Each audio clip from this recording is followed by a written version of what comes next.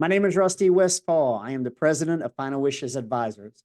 I've been an insurance producer and recruiter for over 20 years now, and the majority of my insurance career has been in the life market. Now, the purpose of this video is to share with you all my background, experience, accomplishments, and my complete journey in the industry as it'll provide insight as to who this guy is dropping all of this knowledge and content like he knows something.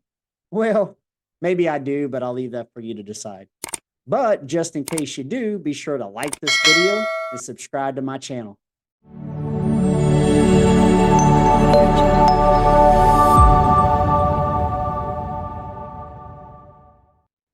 All right, folks, let's get started. So I've been a St. Louis resident since 1999 by way of Tulsa, Oklahoma, where I was born and raised, lived there till around 22, 23 years of age. I'm a very happily married man. Let me show you a picture of my beautiful family here. My wife, Anna, got my 12-year-old son, Sebastian, to her right, got my 10-year-old son, Zayden, to the left. Of course, we all know who that handsome-looking devil there is in the middle. I also have a 27-year-old daughter and a 29-year-old son, which is hard for me to wrap my head around, but time flies when you are having fun. Both my older children live back in Oklahoma. Extremely proud of them, doing very, very well. Now, at the young age of 19, I lowered the bar just a little bit. I'm not your ordinary college dropout. No. I'm a junior college dropout. As a matter of fact, I made my parents so proud that they said, "Congratulations, son.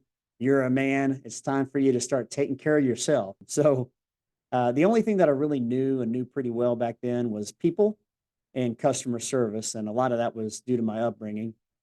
Mother owned and operated one of the largest and very successful upholstery and fabric center for 25 years. And so a lot of my childhood I spent helping my mother out with her business, cutting bolts of fabric, working with customers, things of that nature. So again, it was a pretty natural segue into the retail industry. And I would tell you, for somebody who was really young, still had a lot of growing up and a lot of maturing to do, I will say that I very quickly found myself working my way up the corporate ladder in my young 20s. And there are two key factors to what I contribute to my early success back then. One is good old-fashioned hard work, having a strong work ethic. And the other one is always doing what's right for people. And you'll probably hear me reference this several times throughout this video, the fact that you cannot go wrong by doing what's right for people. And so because of those two key factors right there, I did pretty well in my young 20s. But it didn't take me 20, 30, 40 years of working nights and weekends and holidays, working sometimes schedules of 70, 80 hours a week, that it was just for the birds, man. And when you get on a salary, no matter how many hours you work and no matter how well you perform or how well your stores perform, your paycheck was always the same. Every once in a while, they would sprinkle what I call breadcrumbs on your way. They call it a bonus. They say, "Good job, Westfall. Congratulations, man. Now, next month, I want you to increase that by 15%. And after a while, just like, I think I'm done. So after so many years of working in food service and working in retail management, I was already working out 5, 6, sometimes even 7 days a week. And when the general manager of a 24-hour fitness caught wind that I was looking for a job, he offered a position as a fitness counselor, which is a glorified title for just selling gym memberships. So I said, you know what? Why not? I got a free membership out of it, so cool. And went ahead and started working for a 24-hour fitness. That was in the early part of 2001. But it was through that experience that two things here. One, I learned that I had this knack for sales. And two, I actually enjoyed it. I really didn't mind going to work every day. And like I say, I was working at a gym, something I was pretty passionate about and still am. And so I did pretty well at it. Did that for about a year and a half. And then late one Wednesday night, I had an appointment coming to the gym. Anytime that you go to a gym, and if you're not a member already, you have to fill out an application and sign a waiver in case you get hurt. And you have to meet with one of those one of those sales guys, which I was. And so this lady sat at my desk and I said, "So, Stacy, tell me, what do you do for a living?" And this was her response. She said, "Well, right now I'm trying to find a cure for a hangover." what, what, what do you really do for a living? "I sell burial insurance to seniors." "What? Burial insurance to seniors?" See, I'd never heard of such a market. I didn't even know such a need existed. So I was intrigued and I said, really, tell me a little bit more. And the short of the story is the more questions that I asked and the more that I learned about what this lady did for a living, the more intrigued that I became. And I said, let me ask you a question. How does a guy like me get started doing something like what you're doing for a living? She said, well, I'll tell you what, I've been here for 20 minutes now. I came here to check out this gym and see what you have to offer. So far, it's been nothing but an interrogation. So why don't we do this? Why don't you show me what you have to offer? And when we're all done, maybe I'll introduce you to my mother.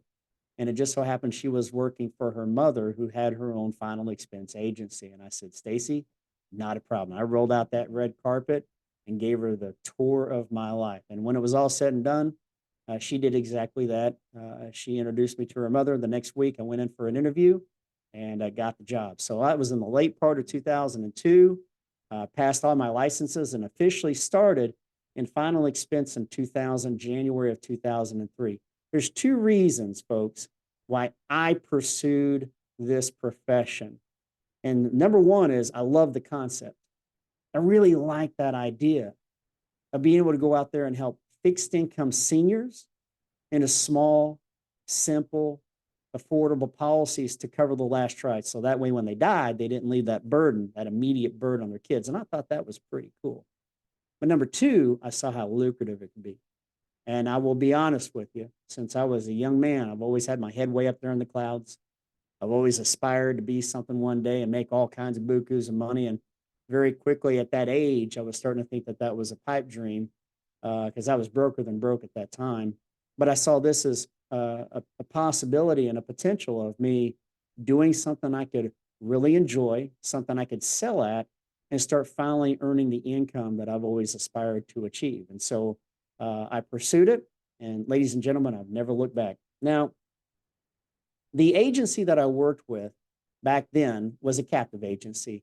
And you're going to quickly learn that that's pretty much the story of most of my career. Not all of it, but most of it. And the company that we were selling for was a company called Guarantee Reserve, which is a company that no longer exists, but I believe they survived for just a little over 90 years. I started on a 60% contract, a free lead contract, wink, wink, right? With a 58% advance. Now, the leads that they hooked me up with for the first couple of months before they started investing fresh leads were about 2 to 3 years old, and they had been worked by at least a dozen other agents. How do I know? Well, back then, nothing was digital. Back then, we didn't have electronic applications. Back then, we didn't receive direct mail leads in a digital format. We got the actual card handed to us that the prospect filled out with their pen. Cards look something like this in size. Sometimes they were different colors and pink, and they'd be orange, and they'd be a light blue or whatever, but they were about this size. They had the traditional text, which one thing about direct mail final expense leads is that the vernacular, the wording really in 20 years hasn't changed much. You know, they might substitute a word here and there. Some of these have bait and switch versus others, but for the most part, final expense direct mail leads all pretty much have the same message, and it hasn't really changed much because it works, because it gets the desired response that companies need to justify continuing using these type of cards. So I got the card, and when I got the card, the paper was about to fall apart because it had been through so many different sets of hands, and you could see 10, 11, 12 different styles of writing, and that was all the different agents that had worked that lead prior to that lead getting in my hand. But you see, back then I was 28 years old. I was young. I was hungry. I was sick and tired of being sick and tired of being sick and tired of being sick and tired of being broke. And I was just excited to get out there, man. I had somebody to see.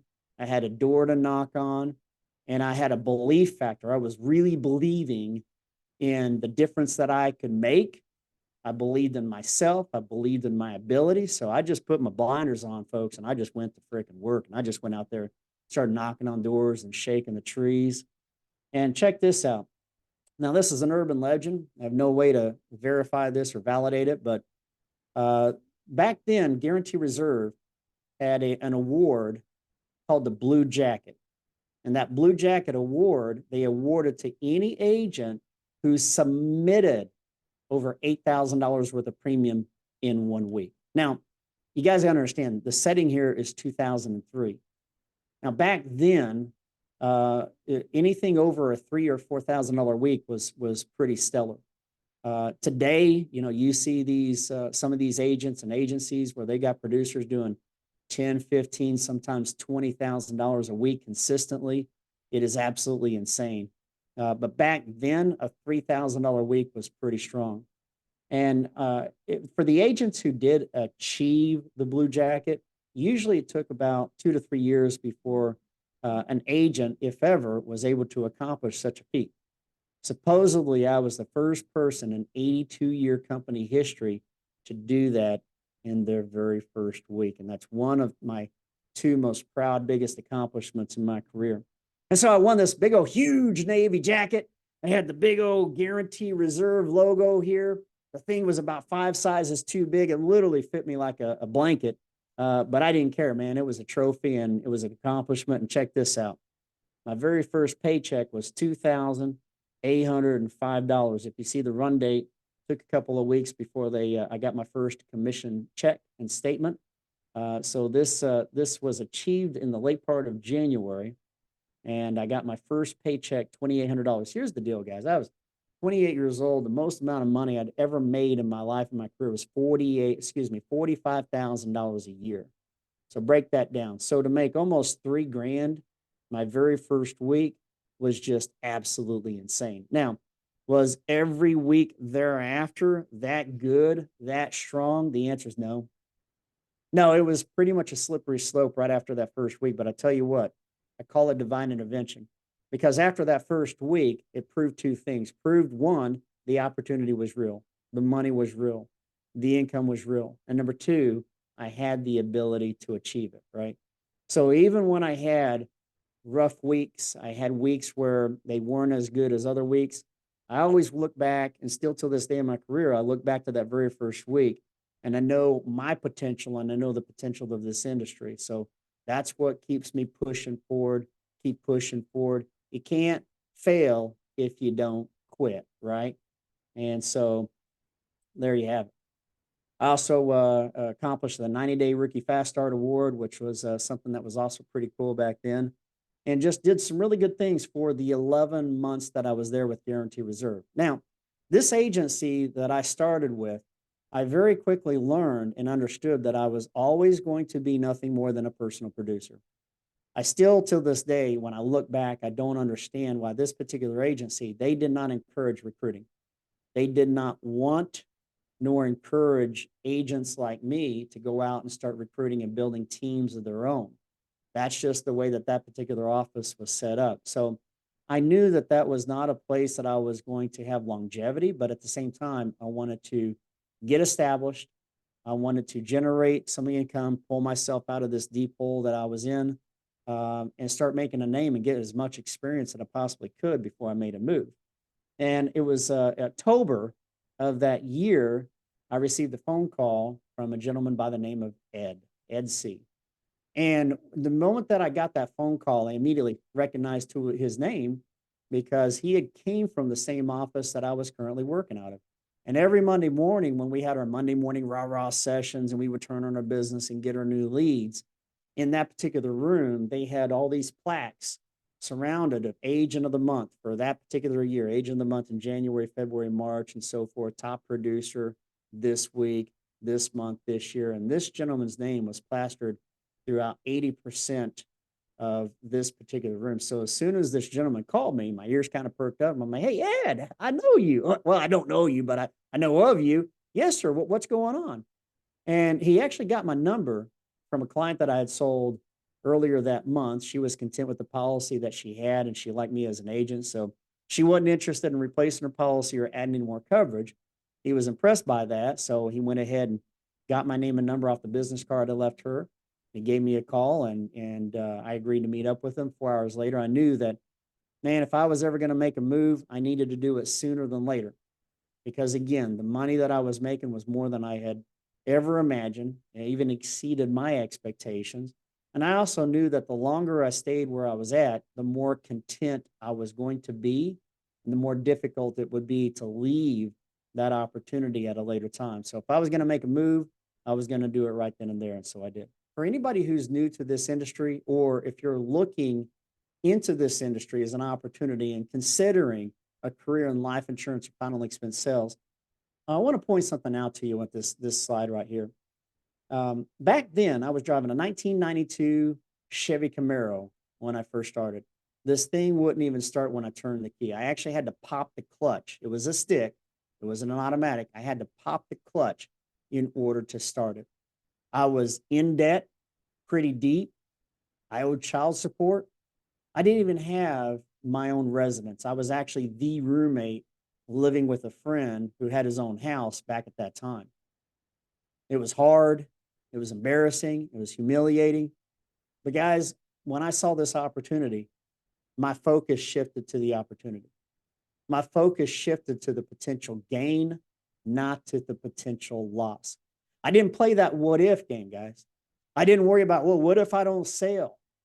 What if I don't make any money? What if my car don't start? What if this doesn't happen? What if that? Instead of playing that game, I focused my attention to the reward. Man, I could do that. That sounds like something I could do. Man, I would love to do something like that. I couldn't imagine going out there and helping these people, building relationships, protecting their families on the hardest, most difficult day of their life, making an amazing six-figure income, residual passive income. I always focused on the positive, never on the negative. And I mean, look at where I'm at today, folks. So when you're looking at opportunities like this, where it's a high risk, high reward, first of all, you got to believe in yourself. You have to believe in you. You have to believe in your ability. You have to believe in your work ethic. And then you got to believe in the opportunity within itself. The person that you're talking to, your upline, your manager, the agency, you got to believe in the structure. You got to believe in the training. You got to believe in the leadership. Failure just is not an option. So when you pursue a career like this, you got to literally cannonball. What I mean by that is, just kind of imagine this. Whenever pools open up here in the Midwest, usually it's Memorial Day. And when Memorial Day rolls around and the pools open up here in the Midwest, the pools are pretty cold. I mean, we haven't had a string of 100-degree plus days to where that water is nice and warm when you get in there. I mean, it's pretty ice cold, right? And so when you go to a pool and you stick your toe in the water, it's like, oh, man, whoo, I am not getting into that water. That is too cold. But you see these little kids, man, and when they see open water and they know they get the ability to go swimming finally, man, they just cannonball it. They just jump right in. And guess what? Once they're in that water, like, oh, hey, it's cold. Woo! But after 5 minutes, guess what? They've adjusted. They're having fun. That the cold doesn't even faze them. As a matter of fact, they've adjusted to it. That's the same thing with this business. You have to jump right in, and it's going to be uncomfortable. The only way you can get comfortable is to be uncomfortable. And then once you're uncomfortable, after a while, you're going to start adjusting. You're going to get comfortable. And that's exactly what I did. I cannonballed it. I jumped right in. And after a couple of weeks, I was treading water pretty good, and I was having a lot of fun. November 2003 is when I officially started with Senior Life Insurance. Now, back then, you see Senior Life and Lincoln Heritage. Prior to 2009, for anybody who does not know this, if you were affiliated with Senior Life in any way, shape, matter, or form, or Ronaldale Powell, then you also got appointed with Lincoln Heritage as well. Duly appointed. You were appointed with both companies. And the gentleman that recruited me, when he had left this agency, he became a shareholder with Senior Life Insurance. So it was all about Senior Life and Senior Life and Senior Life.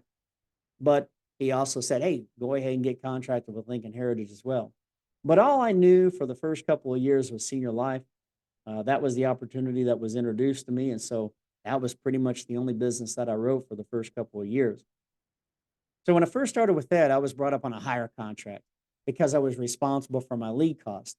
So higher contract by a whopping 15%, but responsible for my marketing expenses. But the way that he justified it and how I understood it was the higher the contract level, then you're going to start receiving a renewal after the first year. When you're on a lower contract, there really are no renewals.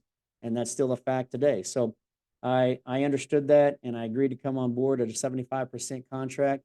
for the first 6 months before I was doing such a bang up job. He gave me a 5% increase 6 months later to an 80%. But the system that I was brought up on, how that worked is the first couple of weeks, I just worked recycled leads, age leads that I had left over from my former opportunity. And so once I generated enough business and I was collateralized, from there, Ed would start advancing leads to me. And so when I would drop off my business and pick up my leads, once I picked up my leads, those charges hit my account. So then I would go out there in the field and I would write up as much business as I could. The very next Monday, I would turn that business in. And when that business issued, my commissions would go towards that lead balance. And once that lead balance was satisfied, anything above and beyond went directly to my bank account. And for the next 3 years, that was how the system worked. And then in that third year, he brought me up to an 85% where I remained all the way through 2006.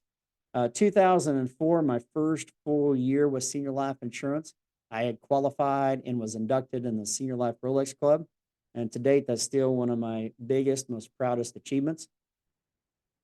To the right there, you see me on stage the night that I was awarded my Rolex. And then off to the left, you see this plaque. This plaque has every agent that has ever qualified in the Senior Life Rolex Club in company history. And I was one of the first ones in company history, right there, front smack center of this plaque, which is pretty cool. So I'm representing. You know who I is. So again, guys, I will tell you that being just a fresh 29, 30 years of age and, wearing this $5,000 watch and still living in an apartment was a little surreal to me, but still today, man, I'm pretty proud of that thing. In the 3 years that I was with Senior Life, I had qualified for 6 company trips. Went to places like Quebec, Canada, New York, 10-day cruises, things of that nature. It was pretty awesome. And then in January 2006, it was when I officially started doing telesales, selling final expense over the phone. Now, Senior Life was the first company in final expense history to start selling final expense over the phone. Nobody was doing that prior to 2006. And I remember back in the late part of 2005, when I was first invited to start selling over the phone, I said, man, there's no way. You can't sell final expense over the phone. Are you kidding me? It was hard enough to get your foot in the door. Still is if you don't know what you're doing. And then once you get your foot in the door, man, when you're writing an application, for any novice agents out there trying to get their social security number and their bank account information, it was like pulling teeth. I said, it's hard enough to be able to do that face to face. There ain't no world that you're going to be able to do that over the phone. Come on now. And so, well, actually, they've been testing this for the past year, and they found that the persistency is better. They found that you can write more business, you can make more presentations, and you can make more money. I'm like, really? So I agreed to take it for a test drive. Me and a few others, we attended a training class that was 4 hours, and 4 hours later, I said, man, I can do this. Sign me up. Let's go. And January 2006 is when I officially started selling final expense over the phone. And again, one of the first agents in final expense history to start doing so. As a matter of fact, it was such a natural transition for me that in March of that same year, I had my very first $10,000 week, but it did not happen in the field. It happened over the phone. And that was a pretty cool accomplishment back in those days. Not many agents can say that they had written over $10,000 worth of premium in one single week. And again, guys, this day and age is not that uncommon. I still think that a $5,000 week is pretty strong, but you see agents with multitude of different companies and IMOs and agencies that are consistently doing over $10,000 a week. So this business has changed dramatically in that fashion for good reason too. So here's what my typical weekly routine schedule looked like. Once I got pretty savvy at this business, started having a good handle on time management, objection rebuttals, things of that nature. Sundays was my administrative day. Sunday was the day that I prepared for my Monday. And we'll come back to that here in just a moment. But Mondays, it was a matter of just hitting the ground running. Monday was a day of execution. And Monday, we would show up at the office at 9 a.m. We would have our 1 hour rah-rah meeting. Once that meeting was adjourned, we would turn in our book of business that we wrote from the previous week, get the fresh batch of leads that we're going to be working this week. And most of the time, I would just head back home, scarf down some food, and then for the rest of the afternoon, sometimes in the late part of the evening, man, I'm on the phone smiling and dialing. I am on the phone working those leads, blowing those numbers up, and I'm trying to make many contacts as I can, schedule as many appointments to load up my Tuesday, load up my Wednesday, and even load up my Thursday if all possible. I worked every nook and cranny of Missouri, every nook and cranny of Illinois. Sometimes I would work the central and the eastern part of Kansas. Sometimes I worked the central and the western part of Tennessee. That was my territory for the most part. So depending on how far I had to travel, I would schedule appointments till as late as I could. I usually like to get to my destination before midnight. So if I was working in Wichita, Kansas, that's a 7 hour drive, guys. So I'm going to stop calling people around 4 o'clock that afternoon. And then I'm on the road traveling because I want to get to my destination before midnight. That was always my goal, is before midnight. As long as I got there before midnight, I was usually pretty good for the next day. And I've always enjoyed traveling at night. Less traffic, you can get there a lot quicker. It just made sense for me. But if I was working in like a Rolla, Missouri, or let's say a Springfield, Illinois, that was only like 2 hours away, then I would call people all the way up until 9 o'clock. 9 o'clock, I never called people beyond that hour because I didn't want to get in trouble. But I would make my calls as late as I could, and then I would hop in the car, head to my destination, check into the hotel that I reserved earlier that day once I found out which location I was going to be working in that particular week, and get ready for my Tuesday. So Tuesday from 9 to 9, I was running appointments. Now, anytime I got stood up on an appointment, anytime I had any downtime between one appointment and the next one, rarely did you catch me doing any door knocking on Tuesdays. Why? Because when I had some downtime, I took that time and I would go to like a park or a secluded area. I'd get back on that phone and I would start calling the leads that I haven't made contact with up to that point, trying to fill in my Wednesdays or my Thursday if all possible. So Tuesdays, I was either running appointments or I was back on the phone trying to fill in any cracks that I had Wednesdays and Thursdays. So Wednesdays from 9 to 9, I was running appointments, and anytime I had any downtime, or if I ever got stood up on an appointment, Wednesdays, most of the time I was out there door knocking versus being on the phone trying to schedule appointments. Two reasons. One, because I usually didn't have that many leads left that I hadn't made contact with. But also, two, there was always a handful of leads that I just couldn't get a hold of. And usually, if you hadn't got a hold of a lead within the last 48 hours, there's a pretty good chance you're not going to get a hold of them for the rest of the week. So if they won't answer the phone and I've got a lead 5 minutes away, then I'm going to show up, door knock. I'm going to get my foot in the door until my next scheduled appointment.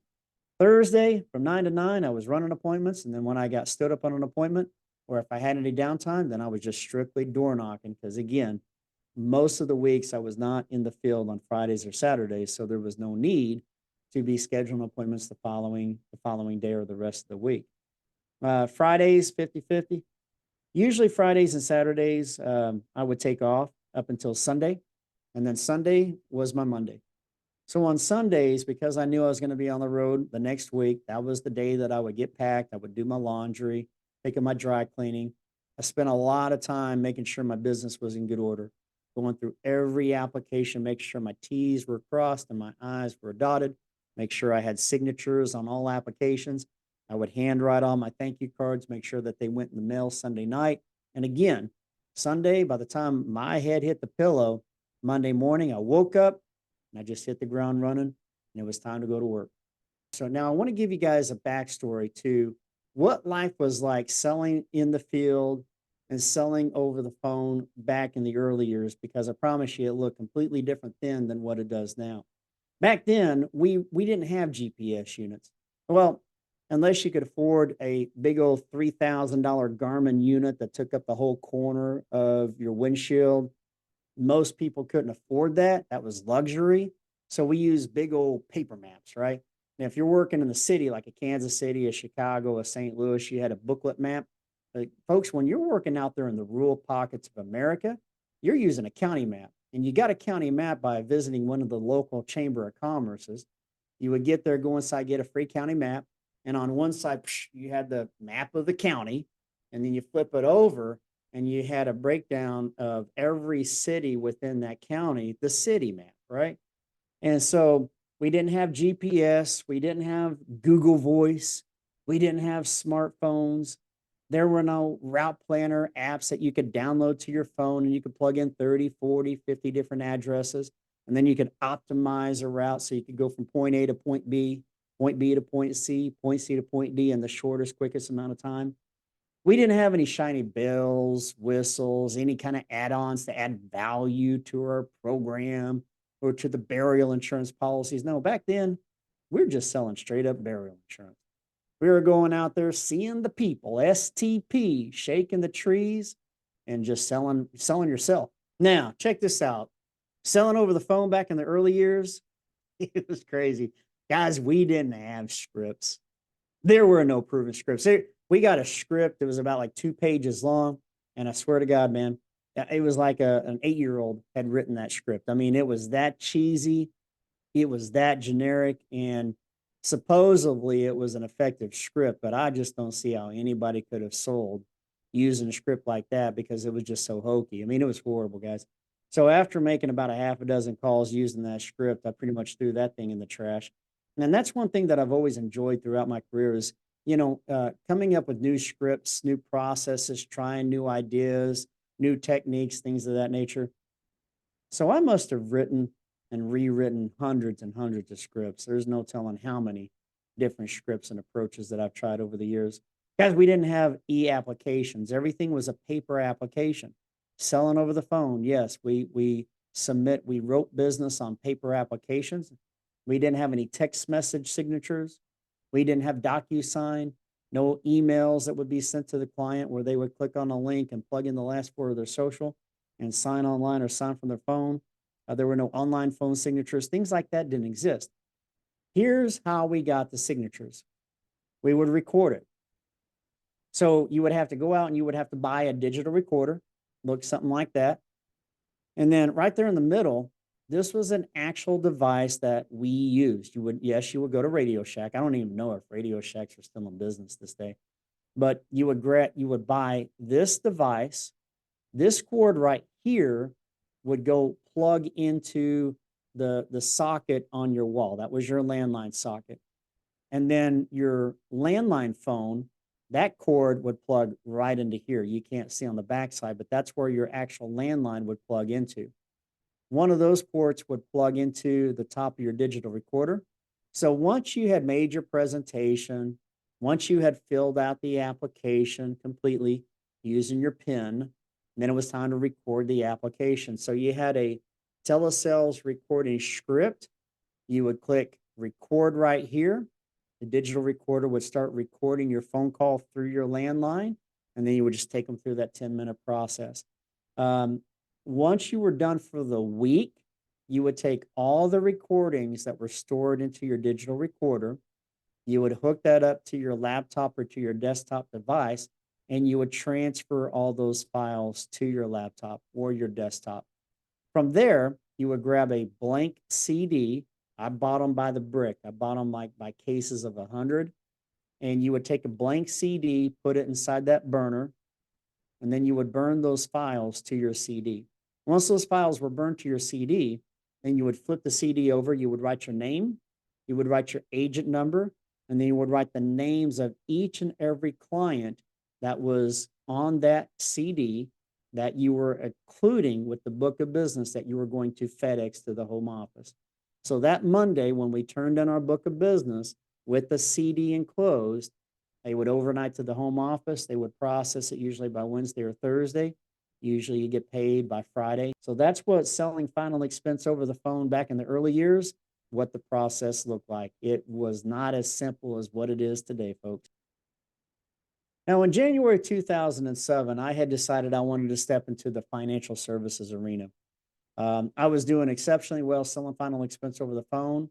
I was writing more production in 2006 than I had in any of my previous 3 years selling final expense. But the biggest challenge that I had back then was keeping policies on the books. I would set it up. 2 months later, they would fall out. I mean, my persistency was horrible. And we couldn't put a finger on how to resolve that. Now, we were hearing stories about solid persistency, but that's all they were. They were just stories. And with me being one of the top producers back then, I was not able to figure it out. And really, ultimately, going back on the road and being a field agent, that just didn't appeal to me. I was already burnt out by then. And then selling over the phone because I was basically just spinning my wheels, barely breaking even at the end of the day. Towards the later part of 2006, I started asking myself, Rusty, do I really want to sell burial insurance to fixed income seniors for the rest of my life? And the answer was no. No, I don't think so. Okay, well, if this isn't it, what do you want to do? I think I want to work as a financial advisor. And I had a lot of reasons for that. One, I wanted to work in my own community because I was traveling every week. All the relationships that I was building were just artificial. I mean, it was just 1 hour. I never saw those people again. Rarely did I follow up with them. And I really wanted to establish and build lifelong relationships with people in my own community. And number two, I wanted to teach people how money worked. And I wanted to help people with their overall financial planning. So I had an interest in wanting to work with the younger market. I wanted to teach people on how money worked, and I wanted to help people with their overall financial planning to ensure that they did not ever end up like a typical final expense client. And so those were a couple of reasons why I pursued that market. And for number three, I wanted to learn better how money worked. And I figured the best way to learn how money worked is to work in it, right? It just made sense. What's funny is it was the best education that I could ever aspire to have. I learned so much in the year and a half that I did that, but it was also one of the most expensive educations I could have asked for. And I mean, expensive because my income went straight down in the gutter. It literally plummeted. But I tell you, there were five nightmares, five takeaways from that experience and that journey. Number one, the biggest nightmare is it's a prospecting nightmare. When you're working in financial services, it is not a lead generated business. It is a introduction business. It is a referral business. It is a networking business. It is a who do you know business, but it is not a lead generated business. Number two, it was a meeting nightmare. Multitudes of meetings with the same people. Oftentimes you would get stood up. They would call, they would try to reschedule on you. A lot of times they would lose interest throughout the, parts of the process and say, you know what, we've just changed our mind and we're going to work on just trying to save some money and we'll give you a call when we're ready to, start working on our financial portfolio. And it was just a multiple meeting nightmare. Third nightmare was the underwriting nightmare. When you actually did take an application on a health insurance product, a term insurance plan, a universal life insurance policy, it seemed like more times than not, these people didn't have all the necessary information that they needed in order to complete the application. There was always some tidbits of information that they needed, but they didn't have, something like a social security number of a contingent beneficiary. They wanted to list their 30-year-old son as a contingent beneficiary who moved out of their home like 10 years ago. So they don't know their son's social security number. They couldn't get their son on the phone. So we were not able to actually complete the application right then and there. And I would have to do a follow-up call. We'd have a follow-up meeting. It was just stupid. Then when you did submit the application, that's when the real nightmare began because there was always something that would be discovered in these people's medical file, whether it be the MIB check, an APS report, trying to get medical records from the actual doctor's office or from the medical clinic or the hospital. Sometimes that would take 2 or 3 months. And oftentimes when they finally did get the medical records back, it was a decline or it was a counteroffer. Rarely did it ever get approved for the plan that you proposed, right? So it was just an absolute underwriting nightmare. Still holds just as true today as it did back then. The fourth nightmare, it's a service nightmare. And when you're working in financial services, guys, and you're helping people with their investments, things that are dependent on the stock market, or I actually found myself cornering the health insurance market. I've always enjoyed health insurance. And I've always enjoyed working with small business owners. And so it was a natural segue for me to start working with small business owners into individual health insurance plans. And I would target these small businesses that had 20 or fewer employees. And when people would actually start using their health insurance in a manner that health insurance is really designed for, that's when you start fielding these calls. Hey, I got this invoice and $2,000. And what's this about? And deductible, co-insurance. What do you mean? Here's the bottom line, folks, is if you're servicing, you're not what? You're not selling. And if you're not selling, you're not what? You're not making money. And if you're not making money, who ain't happy? Mama ain't happy. And if mama ain't happy, ain't nobody happy because mama needs a new pair of shoes. So it was definitely a service nightmare. And then the fifth nightmare is it was a compliance nightmare. Kind of reminded me of the old police song, every move you make, every breath you take, I'll be watching you. Same thing with the compliance department and the compliance manager. Every inbound and outbound call was monitored. The voicemails had to have that disclaimer. The emails had to have that big old long paragraph at the bottom. And anytime you sent an email or received an email, it would be intercepted through the compliance manager's email system. And they vetted literally every email that came in and out of that facility as they should. And I understood that. And it was just a culture shock for me. When you're going from the final expense market, something that a lot of these companies don't even require E&O insurance, to where you're going into a financial services arena where everything is vetted and you've got to have E&O and it has to have certain limits, to where it was just too much for me. But the main thing for me was I really missed making money. In 2008, that probably wasn't the best time to try to transition your career into financial services. Two reasons. One, there was this thing called a recession that happened back then. And then two, that was actually when there were early talks and early discussions of Obamacare and the Affordable Care Act. One thing that I learned about working with small business owners, they're very similar with working with final expense clients. The difference is they just have more money to be broke with, but they were all on a shoestring budget as well. So when these people were paying health insurance premiums of like five, six, $700 a month, and then there were discussions of Obamacare, possibly free health insurance, small businesses, small business owners. A lot of these people started saying, I think I'm going to hold off. Or people who had just recently purchased a plan or a policy through me. I started seeing a lot of cancellations in the early part of 2008. So in September of 2008, I returned back to Lincoln Heritage, came back home, returned at a 90% contract level, selling exclusively over the phone. My first month back, I ended up issuing $29,592. Some dude named Adam Hill beat me by like $1,200. I don't know. You probably never heard of him. Oh, Adam was a great dude. Still got a great relationship and doing amazing things still today with Lincoln Heritage. So if I was going to get beat by anybody, it's an honor to get beat by Mr. Adam Hill. But after that first full month back, I knew I was home and continued to do some pretty amazing things with Lincoln Heritage for the next 8 years. For the next 4 years in a row, from all of 2009, 2010, 2011 to 2012, I was a number one top telesales agent in all of Lincoln Heritage, something that I'm pretty proud of. Now, in 2013, Lincoln Heritage made some changes, and they appointed this gentleman by the name of Marty as the director in that particular region. And when Marty had caught wind of who I was and how long I'd been with the company, the things that I was doing, him and we had met up, and he ended up extending this offer he created a title called the Missouri State Director. And he had a pretty cool, unique clipboard system that I just fell in love with. As a matter of fact, I loved it so much that I've adopted it and kind of made it my own over the years. And I still use that till this day. For any agent who goes out there and sells in the field, you're going to have a clipboard, and I'm going to show you this system. But 2013, returned back to the field. He increased my contract level to 105%.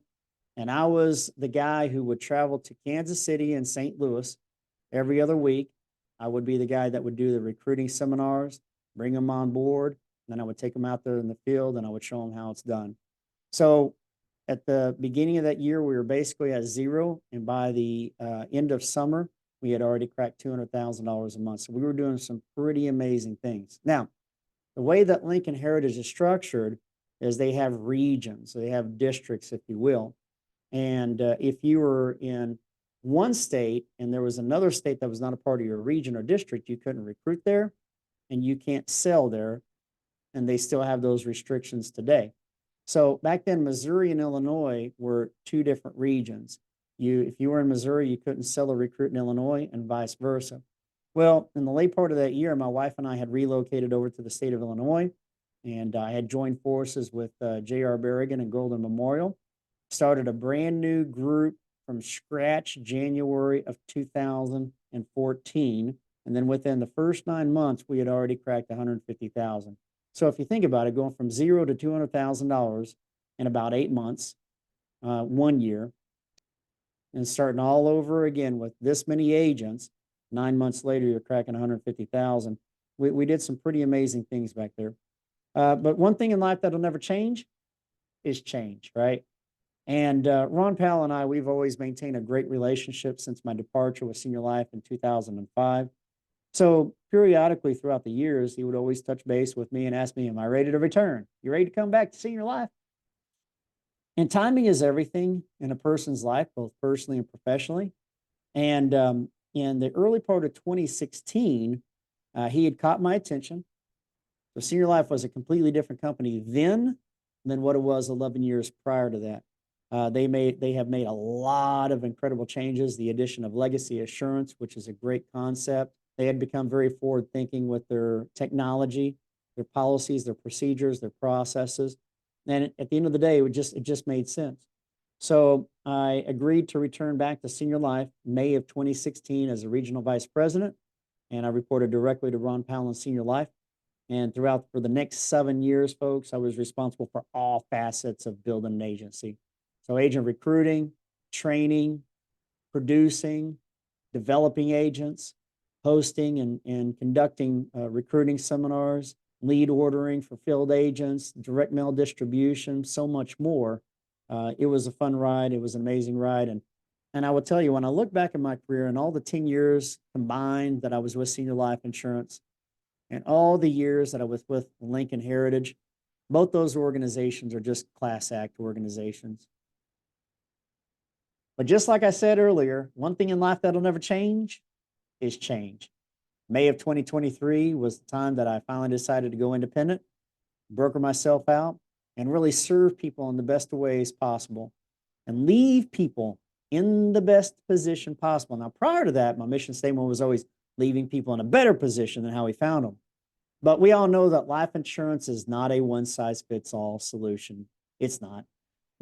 Certain medical conditions, certain prescription medications, some companies will be more lenient than other insurance companies are. And at the end of the day, it's really just about serving your clients to the best of your ability, especially final expense clients, and serving and helping these people in a manner that they really want and they really need you to help them versus being limited and trying to jam a square peg down a round hole. So we are still hyper-focused on simplified issue products, simplified issue term, simplified issue whole life insurance products. So folks, we have access to over 80 carriers that are out there, all the top rated carriers, the ones that matter. We have access to every product that you need, from the health insurance side to the life insurance market. But our niche market is still going to be mortgage protection and final expense. We are hyper-focused and relentless on serving those particular markets. But if you're exploring an opportunity and you're looking for a home and a place to hang your hat on, we have access to every carrier that's out there, and you can go in any different direction, and we will give you the top contract that you need and that you deserve. Why did I make that move? What was the reason after all these great, amazing, wonderful years that I was with both of those companies, Lincoln Heritage and Senior Life? Well, when you reach a certain age, after so many years of working in a certain profession, it just comes a point where a couple things here. One, you know too much, right? And number two, it just, at some point in time, it just stops being about the money. It's not about how much production did you write? How many policies did you sell? Look at my Bentley. Look at my Rolls Royce. Look at this Escalade that I'm driving. It ain't about that. It's not about the fame and it's not about the glory. It's about leaving a legacy. It's about living a purpose-driven life and putting your head on a pillow and feeling really good about who you are and the difference that you're making, and that you know that you did everything you could within your ability to put people in the best position possible, for them, but especially for their family. Guys, when you're working in certain captive organizations, there's a lot of Kool-Aid that's passed around, and a lot of people are walking in fear, not in faith. One thing that I have learned more recently is that a lot of people are They just really don't enjoy what they're doing, or there comes a point that they just stop believing in the product that they're selling, but they're fearful of leaving that company or that organization because what if the leads don't work out? What if I don't sell? What if I have a challenge getting things issued? What if? And again, we go back to that what if game, right? The what if game. They focus on the things that they don't want. They focus on the things that they're afraid of. They focus on the wrong things versus keeping their eye on the prize and walking in faith, not in fear. Guys, you cannot go wrong by doing what's right for people. And when you always go out there and do what's right for people and help people to the best of your ability with the heart and the passion that you have, then I tell you what, God will part the seas for you.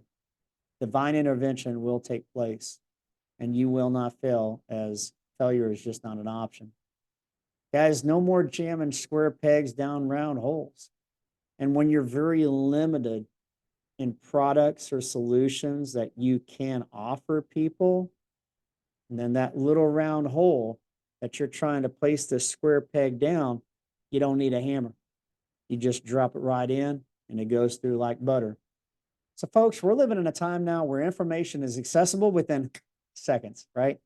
And technology has really simplified and streamlined industry processes. The days of like 10, 15, 20 years ago, where you had to go to each individual carrier's website, or maybe they had a special quoting software where you would get quotes. Then you would have to grab the individual paper applications and you'd have to get the wet signature. You have to mail them if your client was out of state or more than 2 or 3 hours out away from where you're at. And it was just too much windshield time to justify driving all the way out there. Those days are gone, man. Those days don't exist anymore. So today, as an independent broker, ladies and gentlemen, we have access to different programs that are out there where you can plug in, medications, height, weight, smoker, non-smoker, bank, credit card, debit card, and you can literally run a query and you can shop 80 companies literally within seconds. Today, you have the ability to click on one link, go directly to that company's e-application. All your login information is already auto-saved. So you just click on yes, and then you're starting an application literally within a millisecond from the time that you got the best quote, with the best rate, with the best terms. Your client says, yeah, that sounds good. Sign me up for that one. All right, let's see if we can get you qualified, right? So then you pivot over and you start filling out the application, which most of these carriers only takes about 5-10 minutes, maybe tops. You do an access code via text message. You do a voice authorization. Some of these carriers you might need to do signature by email, but either way, everything's digital. The majority of these companies are going to give you an instant decision. So the days of having to wait several days or several weeks before you receive a decision, an approval, a decline, a counteroffer, and anytime you have a counteroffer or a decline, after 2 hours, then you got to get your client back on the phone. Their emotion is already gone. They're not as interested 2 hours later or 2 days later than they were the moment that they were talking to you. That's the beauty and that's the luxury and that's how good we got it today. But I tell you what, when you're limited, when you're working with one company, then it's all about fear, right? Don't do this. This is how hard it is. They don't have good leads. They're not going to train you. They don't have support. They don't have the right system. They don't have the right technology. Ladies and gentlemen, I tell you right now, that's a bunch of malarkey. So why subscribe to my channel? I'll tell you why. Because I'm going to be giving you 20 years of knowledge and dropping content like it's hot. We're going to be covering topics ranging from field presentation, telesales processes and scripts. One of my favorites is the LPG eliminator. What is the LPG eliminator? Well, you better stay tuned and you'll find out. We'll cover things like restirring the emotional pot, persistency. I'll give you the final expense blueprint, ladies and gentlemen, generating referrals, how to do group seminars. The list is endless. So you make sure that you subscribe now because you do not want to miss all future content as we continue to post it to our channels. So again, ladies and gentlemen, my name is Rusty Westfall, aka the Professor, and I am all about life insurance and final expense made simple without all the bull crap. Folks, if you have leadership that is teaching you and training you to utilize practices that are deceptive or just straight up lying, things like door knocking a lead, and you tell your prospects that you're probably like me and most others, you probably don't answer the phone with phone numbers that you don't recognize. The same way. I don't answer the phone if I don't recognize the number either. But yeah, I've been calling you, but that's okay. I was just in the neighborhood when you weren't. You drove straight there to see Miss Mary. At the end of the day, guys, I'm going to tell you right now, your system is broken. There is a much more effective and easier way to get the job done without the deception. So, folks, I'm all about honest, straightforward, and effective content, which is all the reasons why you need to subscribe to my channel. Oh, here's another reason. So, another little fun, rusty fact is I am a burrito connoisseur, and there's a little semi sampling of my burrito collage right there. If you want the full burrito collection, then be sure to find me on Facebook, Rusty Westfall, do a friend request. And then once we're connected, you'll want to go to photos, click on albums, click on burrito collection, and then just kick back and enjoy the miles and miles of love that I have endured throughout the years. So, folks, one of the things I'm very well known for is going to a Mexican restaurant I've never been to before, and I'm going to try their signature burrito. If they don't have a signature burrito, then I'm going to try one of their most popular burritos that they sell. And then afterwards, I'm going to post a review of my experience. And so that is definitely some fun love that you do not want to miss out on. So with that being said, ladies and gentlemen, I'll see you all at the top because the bottom's too crowded. Hoo-ah!